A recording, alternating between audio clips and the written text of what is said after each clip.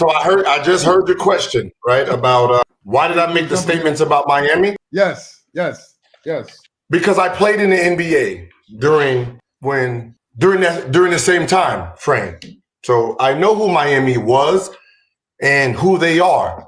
So when someone says Heat culture, you make a statement and saying LeBron James wouldn't have won a championship without this Pat Riley's Heat culture. And the question was, what Heat culture? What was Heat culture? When Pat Riley got the Heat, 8 years, what did he actually do? 6 years, first round loss, 5 years, first round loss, 2 years, didn't make the playoffs, and he quit and went upstairs. And then he hired Stan Van Gundy. Stan Van Gundy, he brings in Shaq, which is a generational talent. They didn't win because he was bumping heads with Dwayne Wade, right, on who team this was, even though he says, Dwayne Wade is your team. They didn't win. They brung in Jay Will, they brung in Gary Payton, they brung in Antoine Walker. Now, the problem with the Heat culture is your first team that you really had, they was the wildest team in the NBA. They partied every night. They drunk. They did not listen to that Stan Van Gundy had going on. What year you talk? What year is this? This will be 2005, 2006. They partied so much that they built a barbershop and a basketball court inside the strip club because they was there so much. This is a true story. They were so good. If you look at the team, 15 players, 12 of them was NBA lottery picks when they were drafted. So they was the most talented team overall. They won the championship. Where was the Heat culture then? You just let the best players do whatever they wanted to do. There was no discipline. They end up making the first round the following year, end up winning 17 games the next year. Pat Riley ran back upstairs again. Then he hired a rookie coach, Dwayne Wade. What do they do the next years? First round. And then LeBron James comes. A generational talent. So what is the Heat culture if your only championships are when you trade for generational talent? So what you do is this. You take these phenomenons, right? You win, and then you take those rings, and then you slave the players who don't have talent and say, this is our culture. You're not doing that to LeBron James. You're not doing that to Dwayne Wade, Chris Bosh, Shaquille O'Neal. There's no Heat culture there. What you do is when they leave, you say, hey, this is what I have here. You guys shut the up. You do this, you do this, you do this, you do this. And that is the Heat culture. So there's no Heat culture when LeBron James is there. He is the culture. When Shaquille O'Neal was there, he is the culture. And his culture was partying every night. Okay, Gil, let me ask you. To build a championship culture, it takes years. I think we all agree with that. Because Mark Jackson, he started coaching the Warriors in 2011. And then it was only like in 2015 or something like that they won their first championship. So it takes years. You got draft players and all of that. But what we know is that Miami has they run a very, very tight ship. Pat Riley, I never met Pat Riley. I'm sure you did. I don't know. But Pat Riley, from what I've read and heard people say, is a no-nonsense type of person. He's the one that's at the head of the whatever. I heard when they wanted to fire Eric Spoelstra, he was like, hell no. At other teams, if a star wants a player gone, they're gone. But Pat Riley said, no, Eric Spoelstra got to stay. The thing is, Miami, those guys had already tasted championship glory before LeBron got there. And since LeBron left and D-Wade left, the team is still going to the finals. I mean, with no real talent. So they must have something that they do, right? Even Andre Iguodala said that the Heat have a crazy culture down there, the way they work you out and their food and all of that stuff. But that's what I'm saying. The Heat culture that's what I'm saying. A culture means whoever comes there, you are abiding by the rules of what's going on, right? That's what a culture is, right? So if I say this culture we have here, or we're vegans, that is our culture. We're vegans, we eat right. And then LeBron James and Chris Bosh comes there and they like, nah, we eat steak and we're going to do whatever we're going to do. And you're like, I bet. long as we win championships. And then when they win championships and they leave and he say, all right, we're back vegan again. Which one is the culture? Obviously, LeBron James is, I mean, he's a top 5, in my opinion, top 5 player of all. So obviously you lose a player like that, you're going to lose a lot. D Wade is injured.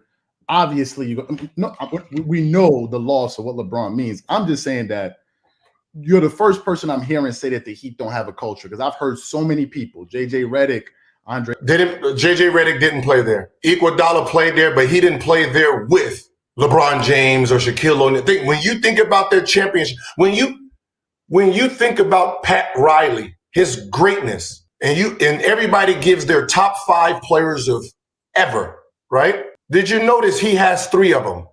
And those 3 are his champions. He's never won a championship without a generational talent. And those generational talents did whatever the they wanted to, which means you do not have culture because you bend it. Pop didn't bend his culture for Tim Duncan. He didn't bend it for Ginobili. If I'm going to cuss this guy out, I'm going to cuss Tim out. You're all under the same umbrella.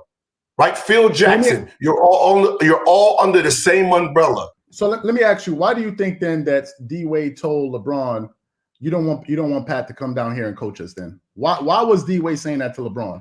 Because it sounded like D Wade was saying you don't want the type of regime that this guy is going to be running when he comes down here. The reason LeBron wanted it is because there was who is this coach? Who is this coach? Right? Like no one factors in that every coach LeBron had was not a history coach. He didn't have a Phil Jackson nor Pop. He didn't have greatness. The greatness was him. You're telling me Heat culture is this rookie coach? That's my coach? What does he know? This wasn't Stan Van Gundy. This was a Jeff Van Gundy. This wasn't Scott Skiles. This was a film dude who sat in the back of that was his guy. That was the guy he said, I want you to lead because you've done everything I wanted you to do. That is the person who's supposed to take you to the promised land. Of course, LeBron James is going to question this. Okay, so my final question. Where's the reference? Where's the reference for LeBron James was the smartest. He was the smartest coach out of all of his coaches. My final point, because I got to get up out of here because we've been on here for a minute, but I just want to ask you, do you think D Wade had a role in LeBron winning those championships and helping him develop as a player and a leader? Gil, don't do that to D Wade. No. Yes, he had he had a factor in, of course, helping win a championship. They all helped win the championship. But this issue is this. This is the issue. You're talking about a guy at the time he made the decision was 25 years old, right? At 25, he won 2 MVPs already. He already took a team to the finals. His team was number 1 in the Eastern Conference when he decided to leave. The accolades as an individual, he was dominating. So when he says, yeah, I might not have had no rings, but my individual, I was going to be great. Where's the lie? He was already great as an individual. But he wasn't winning. Kobe had the ring a lot. He wasn't going to. It doesn't matter who he's going to be. You're talking about individuals. He's talking about individual, which means scoring titles, MVPs, because all the winning MVP just have to have the best record in the NBA at that point. At that point, when he's talking about individual, so he didn't win no championship. He has 2 MVPs already. When Michael Jordan won his MVPs, he didn't have championships before some of those. It's an individual award. So you're saying he wouldn't be considered a great if he didn't have those Miami championships? He is number 1 in the Eastern Conference. Now, this is the problem that nobody like Stephen A. Smith and Shannon Sharp wants to admit. Do you know how many free agents? Do you know who was a free agent in 2010, 2011? Key free agents, apart from Chris Bosh and all of these guys, and I think I remember I was allowed. Okay, here I'll give these guys, and I don't remember the I'll give it to you just so you can. So this is the free agents that were free the same time LeBron, right?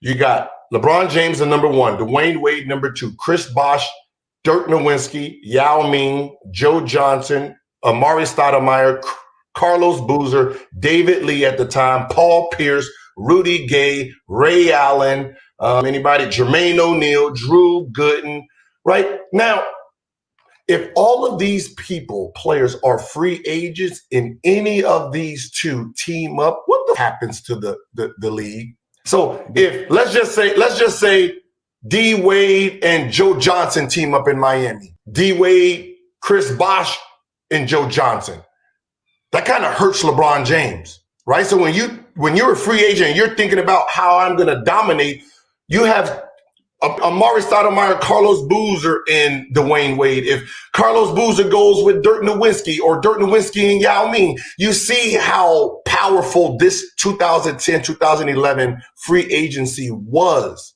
because it was a battle. It was too many superstars was up at the same time for Cleveland to not want to get any of these guys. And that was the problem. Cleveland Cavaliers said they were not going after any free agents.